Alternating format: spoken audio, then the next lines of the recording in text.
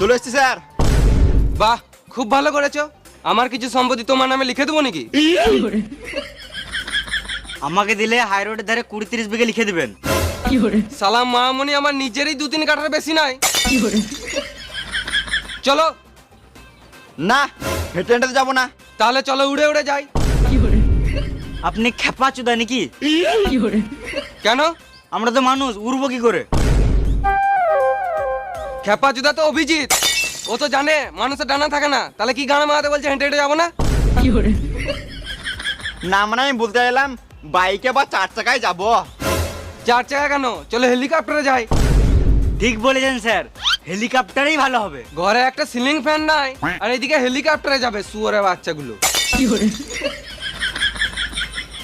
Sir বাইকেই যাবো। Bike কই? Bike তো নাই।